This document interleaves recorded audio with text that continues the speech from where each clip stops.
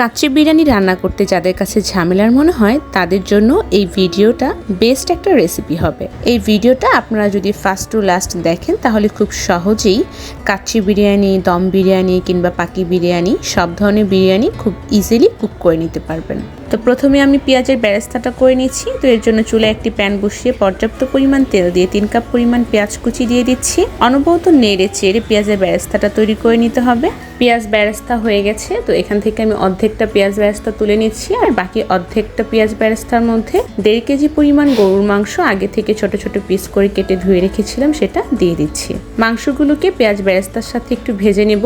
Normally kacchi biryani রান্নার ক্ষেত্রে মাংসটাকে কাঁচায় ম্যারিনেট করে বিরিয়ানিটা রান্না করা হয়, তবে আজকে পাকি বিরিয়ানি রান্না করার জন্য আমি মাংসটাকে আগে থেকে রান্না করে নিব।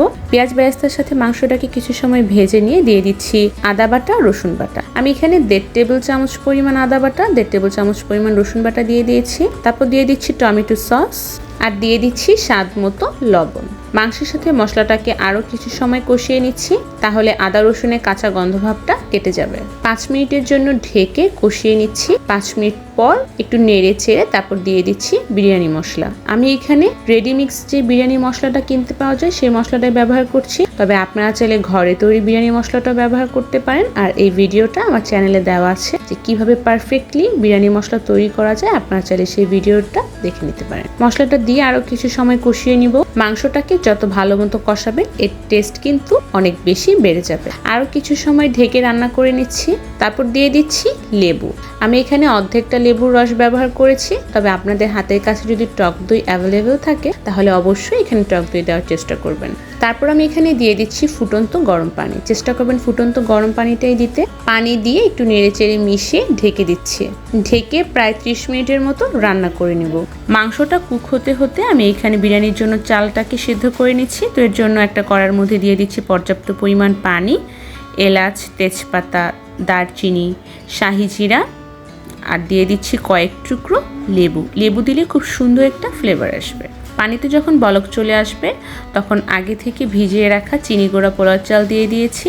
আমি এখানে প্রায় 750 গ্রাম পোলাও চাল নিয়েছি আর চালটাকে আধা ঘন্টা আগে ভিজিয়ে রেখেছিলাম। চালটাকে খুব বেশি সময় সিদ্ধ করে নেওয়া যাবে না, 60 আর 70% হলেই চালটাকে একটা স্ট্রেনারের মধ্যে ঝরা দিয়ে দিচ্ছি। আর ওইদিকে মাংসটাও প্রায় সিদ্ধ হয়ে গেছে, তো সেখান থেকে আমি অর্ধেকটা মাংস তুলে নিচ্ছি। তারপর আগে থেকে ভেজে নেওয়া কিছু আলু দিয়ে দিচ্ছি আর পেঁয়াজ বেরেস্তা দিয়ে দিচ্ছি। এর উপরে আগে থেকে তৈরি করা যে চালটা সিদ্ধ করে রেখেছিলাম সেই সিদ্ধ করা চাল, এর উপরে তৈরি করা মাংসের আরও একটি লেয়ার আলু আর পেঁয়াজ বেরেস্তা, এভাবে করে আমি 2টা লেয়ার দিয়ে দিই। তারপর উপর থেকে কিছুটা বাদাম কিশমিশ দিয়ে দিচ্ছি। তারপর উপর থেকে আরও একটি চালের লেয়ার দিয়ে দিচ্ছি। তো এভাবে করে আমি মাংসের আর চালের 2টি লেয়ার করে নিচ্ছি। এখন উপর থেকে কিছুটা পেঁয়াজ বেরেস্তা আর কাঁচামরিচ দিয়ে দিচ্ছি। কাঁচামরিচ দিলে খুব সুন্দর একটা ফ্লেভার আসবে। আর বাদাম দিয়ে দিচ্ছি। তারপর দিয়ে দিচ্ছি 2 টেবিল চামচ পরিমাণে ঘি। আপনারা অবশ্যই ঘিটা দেওয়ার চেষ্টা করবেন, তাহলে খুব সুন্দর একটা ফ্লেভার আসবে।